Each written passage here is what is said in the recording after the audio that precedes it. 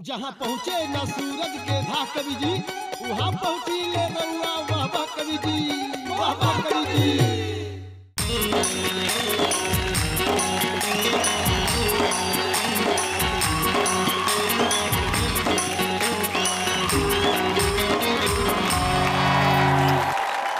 आप सभी देश विदेश में बैठे महुआ चैनल के दर्शकों का बहुत बहुत स्वागत है। श्रद्धा का नमस्कार स्वीकार कीजिए और आदर सत्कार के साथ अपन निखिल राज के भोजपुरिया प्रणाम भी स्वीकार कल जाओ। ओ अंगना में जेकर नाम है बिस्क फार्म बिस्कुट।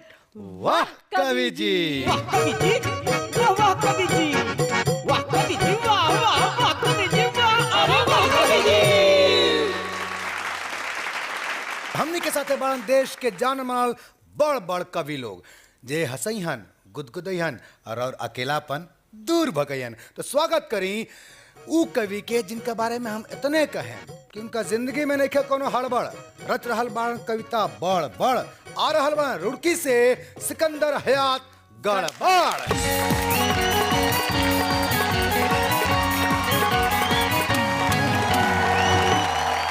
बहुत बहुत स्वागत बार और ए मंच पर।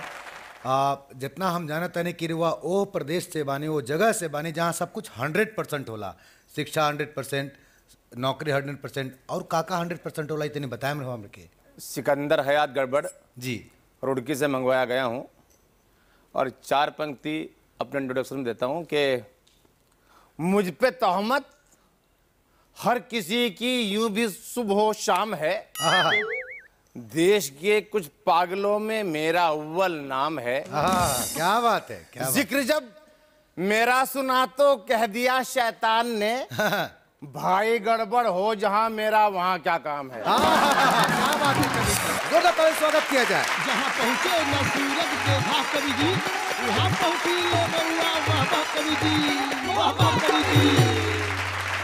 वो साहित्य जगत का चमकता सितारा हैं जिनके गीत, व्यंग और गजल को सुनकर दिल को मिलता है सुकून भरा पल। तो हमारे बीच आ रहे हैं प्रवीण शुक्ल।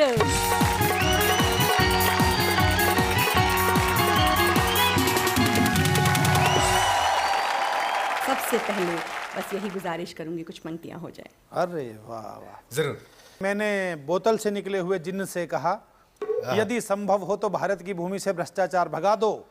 जिन्न बोला मैं वापस बोतल में घुस रहा हूं, तुम ऊपर से ढक्कन लगा दो। क्या बात है कवि जी, जोरदार ताली से स्वागत किया जाए। जहाँ पहुँचे न सूरज के धा कवि जी, वहाँ पहुँची ले रउआ वाह वाह कवि जी, वाह वाह कवि जी।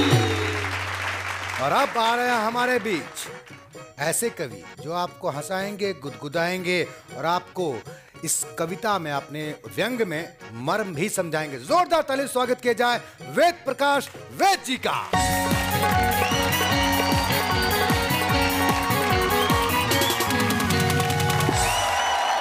बहुत बहुत स्वागत है आपका इस मंच पर। और हम इतने कहें कि कहें ना, हम चाहते हैं कुछ सुन ले कि हमारे दर्शक लोग भी सुने के चाहता, कुछ सुना दी। पहले सबसे पहले 4 पंक्तियां आपको सुना देता हूँ। जरूर। जब एक के बाद एक लगातार मरने लगे तो जानवर डरने लगे कि इस तरह तो हमारा नामो निशान मिट जाएगा, वाह। जंगल का क्रेज एकदम पिट जाएगा। अब हमें कुछ करना होगा। यही सोचकर उन्होंने एक सभा की जिसमें शेर ने सबके सामने ये बात रखी कि आदमी हमारे लिए खतरनाक हो गया है, लगता है उससे संधि करनी पड़ेगी। लोमड़ी बोली तुम्हारा दिमाग चल गया है, आदमी की कभी आदमी से नहीं बनी, हमसे क्या बनेगी। क्या बात है, क्या बात है। जोरदार ताली स्वागत कीजिए वेद प्रकाश वेद जी का। जहाँ पहुँचे न सूरज के धा कवि जी, वहाँ पहुँची ले रउआ वाह वाह कवि जी, वाह वाह कवि जी। हमारे तीनों कवियों ने अपनी मौजूदगी से इस आंगन को सजा दिया है और अब इस मंच पर एक ऐसा सूरज आएगा जो रोशनी से आपको खूब सारी खुशियां दे जाएगा और आप होंगे इतने खुश कि कहेंगे वाह कवि जी वाह। और जोरदार तालियों के साथ स्वागत कीजिए सिकंदर हयात गड़बड़ जी का। जोरदार तालियां।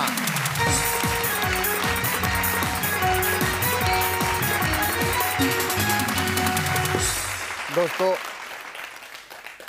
मैं चाहता ये हूँ कि जो हमारे एंकर हजरात तशरीफ फरमा है यहाँ पर, 4 पंक्ति प्रस्तुत करता हूँ एंकर जी के लिए। स्वागत। शिकवा नहीं है मुझको किसी बात से कोई, जो मुझको मिल गया मेरी किस्मत की बात है। और गंजे पति को देख के पत्नी ने ये कहा एक चांद आसमां पे एक मेरे साथ है। बहुत खूब। और श्रद्धा जी भी हैं, मेरे नौजवान दोस्त बहुत गौर से देख रहे हैं उनको। 4 पंक्ति उनके लिए भी कि किसी का हुस्न आखिर जान का दुश्मन हो भी सकता है, तुम्हारे जेल जाने का ये कारण हो भी सकता है। क्या बात है, क्या बात है, क्या किसी का हुस्न, मेरे बेटो हसीनों से जरा तुम दूर ही रहना, ये अंग्रेजी दवाएं हैं, रिएक्शन हो भी सकता है। रिएक्शन हो भी सकता है। क्या बात है। हमारी इस मोहब्बत का ना ये अंजाम हो जाए, वाह वाह वाह। हमारी इस मोहब्बत का ना ये अंजाम हो जाए, कहाँ जूते पड़े सर पर कहाँ कोहराम हो जाए। क्या बात है, क्या बात। हमारी इस मोहब्बत का ना ये अंजाम हो जाए, कहाँ जूते पड़े सर पर कहाँ कोहराम हो जाए। वो तेरा बाप लेकर घूमता है जेब में कट्टा, न जाने किस गली में जिंदगी की शाम। क्या बात है, जाने किस गली में। अब मुझे फुल टॉक टाइम दे खुदा तू प्यार करने का। Full talk time. मुझे फुल टॉक टाइम दे खुदा तू प्यार करने का, कहीं ऐसा ना हो कि वो मुझे डिलीट ही कर दे। वाह कवि जी, वाह वाह। बढ़ा दे वैलिडिटी तो खुदा उसकी जवानी की, उसके हुस्न को मौला जरा रिचार्ज भी कर दे। क्या बात है, क्या बात है कवि जी। आप मैं पढ़ के जाना चाहूंगा आपसे कि एक लीडर से कहा मैंने, इलेक्शन आ गया, वो ये बोले इसके पीछे भी विदेशी हाथ है, हर तरफ है कत्लो गारत, हर तरफ फितना बपा, वो ये बोले इसके पीछे भी विदेशी हाथ है। क्या बात। लीडरों में बेवफाई का चलन कैसे बढ़ा, वो ये बोले इसके पीछे भी विदेशी हाथ है। फिर कहा झुंझला के मैंने आप कुछ पागल हैं क्या, वो ये बोले इसके पीछे भी विदेशी हाथ है। अक्सर उनसे गुफ्तगू में सर पकड़ कर रह गया और अचानक उनका पीए भी वहां पर आ गया। उसने खुश होकर कहा सर आपके बेटा हुआ, वो ये बोले इसके पीछे भी विदेशी हाथ है। क्या बात है, वाह वाह। जोरदार ताली से फिर से एक बार धन्यवाद। जहाँ पहुँचे न सूरज देखा कवि जी, वहाँ पहुँची ले बउआ वाह वाह कवि जी, वाह वाह कवि जी।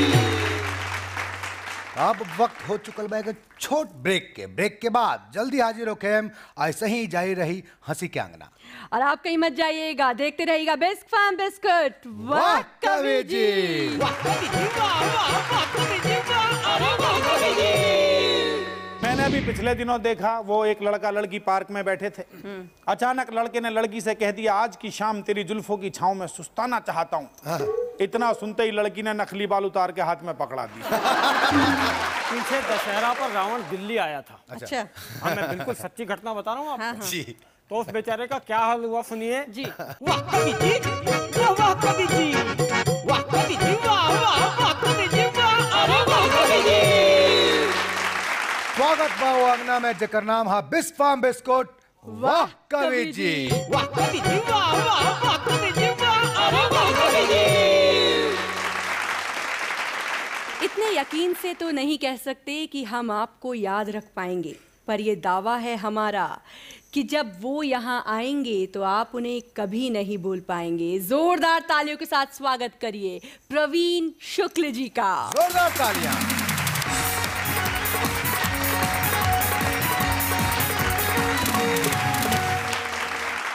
सबसे पहले आपको बधाई देता हूं। वाह कवि जी वाह, क्या बात है। अभी हमारे गड़बड़ जी अपनी गड़बड़ फैला रहे थे और बता रहे थे कि मोहब्बत का कैसा कैसा प्रभाव हो सकता है। कई बार किस तरह का प्रभाव हो सकता है, एक छंद में आपको सुनाता हूं, जरूर। आपको विशेष आनंद आएगा। स्वागत है। कि एक सुंदरी ने कहा आजकल तन पर पड़ रही मेरे जैसे शीतल फुहार है, अंग अंग में जैसे तरंग की हिलोर सी है, पोर पोर पुर जोर बजता सितार है, पोर पोर पुर जोर बजता सितार है, बढ़ रही मन में अगन मुझे लगता है शायद किसी से हुआ आज मुझे प्यार है। मैंने कहा एक बार डॉक्टर से भी मिलो, लगता है तुमको मलेरिया बुखार है, लगता है तुमको मलेरिया बुखार है, लगता है तुमको मलेरिया बुखार है। कई बार ऐसा लगता है ये लक्षण प्रेम के नहीं है, ये किसी दूसरी बीमारी के क्योंकि प्रेम का प्रभाव कुछ अलग पड़ता है। मैंने अभी पिछले दिनों देखा, वो एक लड़का लड़की पार्क में बैठे थे।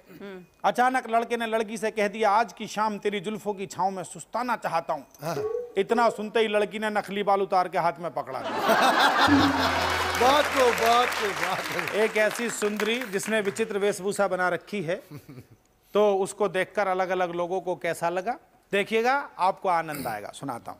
स्वागत है। कि फोटोग्राफर ने एक आंख मीच कर कहा, जिसे खींचता रहूं वो पोज लगती हो तुम। खाट पे पड़े हुए मरीज ने कहा कि मुझे जीवन बचाने वाली डोज लगती हो तुम। जीवन बचाने वाली डोज लगती हो तुम। माली बोला बार बार सूंघने को मन करे, नया नया खिला रेड रोज लगती हो तुम। लार टपकाते हुए चोबे जी चहकते हैं, भूखा 4 दिन से हूँ भोज लगती हो तुम। भूखा 4 दिन से हूँ भोज लगती हो तुम। भूखा 4 दिन से हूँ भोज लगती हो तुम।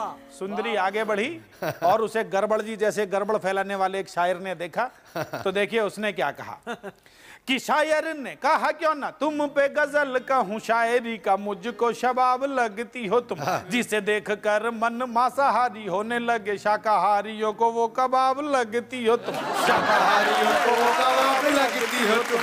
शाकाहारियों को वो कबाब लगती हो तुम। सुंदरी आगे बढ़ी और संसद भवन के पास पहुंच गई। उसे अलग अलग राजनेताओं ने देखा, तो देखिए उन्हें वो कैसी लगी। एक छंद पूरा मनोविज्ञान प्रस्तुत करता हूं। स्वागत है। कि कांग्रेसी तुम्हें देख देख के पुकारते हैं, इंदिरा जी जैसी तस्वीर लगती हो तुम। कहा ये समाजवादियों ने पूरी आस्था से, लोहिया की नीति की लकीर लगती हो तुम। लोहिया की नीति की लकीर लगती हो तुम। साम्यवादी आपस में बात करने लगे कि साम्यवादी आपस में बात करने लगे कि लेनिन का हमको जमीर लगती हो तुम। भाजपा वालों ने कहा तुम्हें नहीं छोड़ने के, क्योंकि हमको तो कश्मीर लगती हो। क्योंकि हमको तो कश्मीर लगती हो तुम। क्योंकि हमको तो कश्मीर लगती हो तुम। अंतिम छंद सुनाता हूं जो मुझे सर्वाधिक पसंद है, शायद आपके मन तक सर्वाधिक पहुंचेगा। सुनिएगा। कि तुम्हें देखते ही मन नाचने को करता है, मन का मयूर बोला घन लगती हो तुम। जिसके समीप आके शीतलता मिलती है, सर्पों को चंदन का वन लगती हो तुम। सर्पों को चंदन का वन लगती हो तुम। परेशान जिसे आए कर वाले करते हैं, उसे 1 नंबर का धन लगती हो तुम। नेता बोला मार दूंगा सबको तुम्हारे लिए, मुझको तो संसद भवन लगती हो। मुझको तो संसद भवन लगती हो तुम। मुझको तो संसद भवन लगती हो। जोरदार तालियों से स्वागत किया जाए एक बार फिर से प्रवीण जी का। जहाँ पहुँचे न सूरज के घाट कवि जी, वहाँ पहुँची ले गौआ वाह कवि जी, वाह कवि जी। तो अभी हो चुकल बा वक्त कि छोट ब्रेक के बाद जल्दी हाजिर होके हम देखते रहे बिस फार्म बिस्कुट वाह कवि जी। वाह कवि जी, वाह वाह कवि जी, वाह अरे वाह कवि जी। लोग ऐसी बात कर रहे हैं, हमारे नेता आजकल रावण को भी मात कर रहे हैं। ये बात उड़ते उड़ते रावण तक पहुंची तो रावण बौखला गया। अपने से भी बड़े राक्षसों के दर्शन करने वो लंकापति, वो दशानन आनन फानन में सीधा दिल्ली आ गया। वाह कवि जी, वाह कवि जी, वाह कवि जी, वाह वाह कवि जी, वाह अरे वाह कवि जी। एक बार फिर से स्वागत पाओ अंगना में जेकर नाम है बिग फार्म बिस्कुट वाह कवि जी। वाह कवि जी, वाह कवि जी, वाह कवि जी, वाह वाह कवि जी, वाह अरे वाह कवि जी। और अब बिल्कुल देर नहीं करते हैं क्योंकि बहुत ही बेकरार हैं आप सब भी, और जल्दी से बुलाते हैं इस मंच पर उनको जिनका नाम है वेद प्रकाश वेद जी। जोरदार ताली के साथ स्वागत करिए।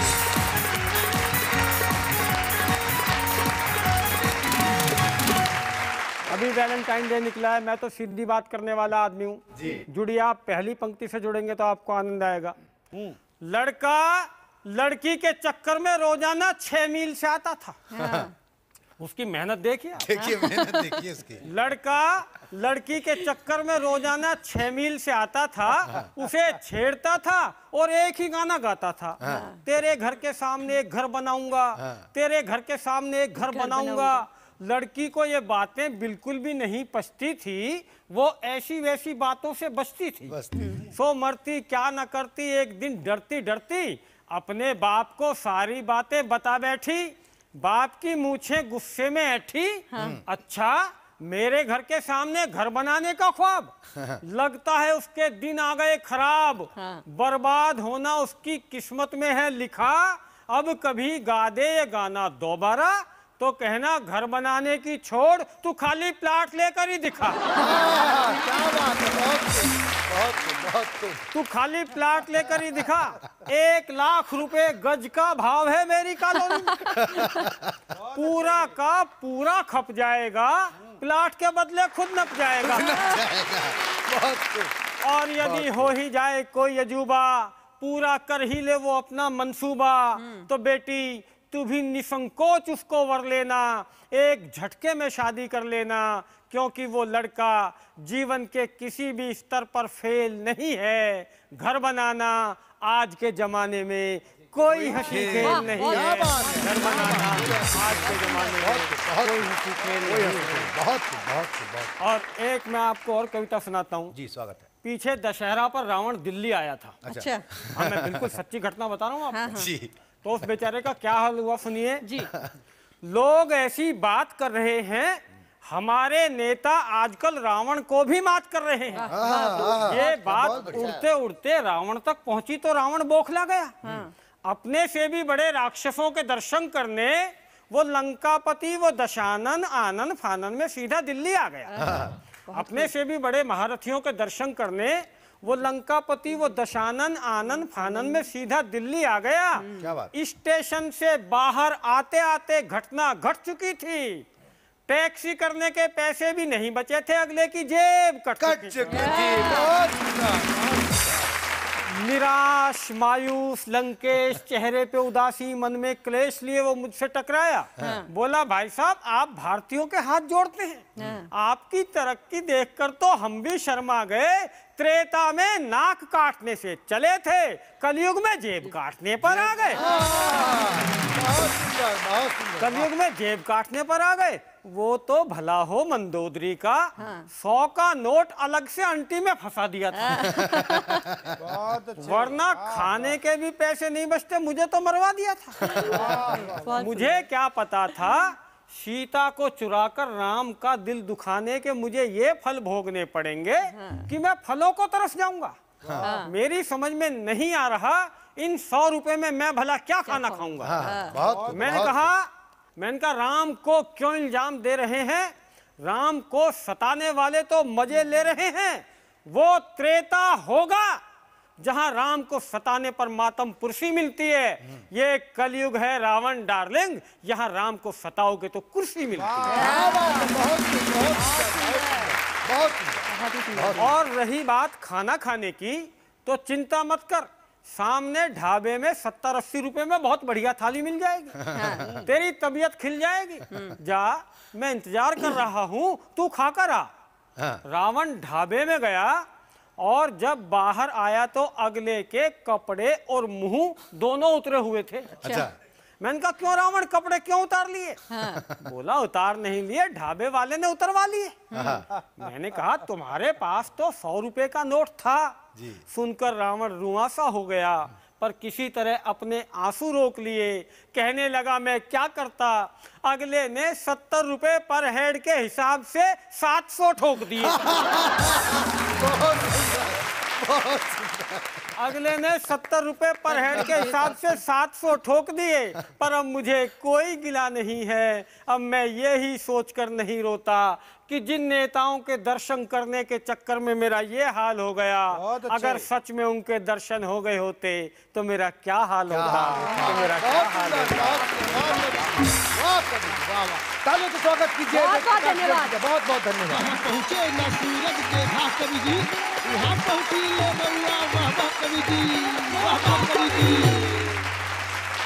तो यूं ही हंसते रहिए, मुस्कुराते रहिए। फिलहाल दीजिए इजाजत और कहते रहिए बिस्क फार्म बिस्कुट। वाह कवि जी। ए वादा के साथ कि यही तरह वो हंसत रही, मुस्कुरात रही। ए एपिसोड में बस इतने, अगला एपिसोड में फिर आपसे वही मुलाकात। देखते रहे बिस्क फार्म बिस्कुट। वाह कवि जी। वाह कवि जी, वाह कवि जी, वाह कवि जी, वाह वाह वाह कवि जी, वाह, अरे वाह कवि जी। किसी का हुस्न आखिर जान का दुश्मन हो भी सकता है, तुम्हारे जेल जाने का ये कारण हो भी सकता है। मेरे बेटो, हसीनों से जरा तुम दूर ही रहना, ये अंग्रेजी दवाएं हैं, रिएक्शन हो भी सकता है। बना डाला है अय्याशी का एक मफहूम लड़की को। कई ऐसे छलावे हैं इन्हें जो रोज चलते हैं, कई कमजर्फ ऐसे हैं जो कलियों को मसलते हैं, बहुत से लोग इनको मुफ्त में बदनाम करते हैं, इन्हें फिर हुस्न के बाजार में नीलाम करते हैं। खुदा एहसान है तेरा मुझे लड़का बनाया है, मुझे वहशी दरिंदों से यहाँ तूने बचाया है। पत्नी पर रौब डालने के लिए पति ने कहा बात ही बात में, देखो मैं जिंदगी को अपनी शर्तों पर ही जीता हूँ, रोजाना क्लब जाता हूँ, ताश खेलता हूँ और दारू भी पीता हूँ। अब तुम भी अपने बारे में कुछ बताओ। तो लड़की बोली, जी बिल्कुल भी मत घबराओ, तुम जैसा पियक्कड़ ढूंढने के लिए पिताजी ने 4 साल तक समय की बर्बादी की है, चिंता मत करो, दोनों के गुण मिलाकर ही शादी की। आप कल कह रहे थे निखिल जी वो आपके सपने में एक परी आई थी। जी जी जी मेरी तो पत्नी ने मुझसे पूछ लिया जी। क्या मैं रात को आपके सपने में आई थी? मैंने कहा नहीं, मैं तो हनुमान चालीसा पढ़ के सोता हूँ।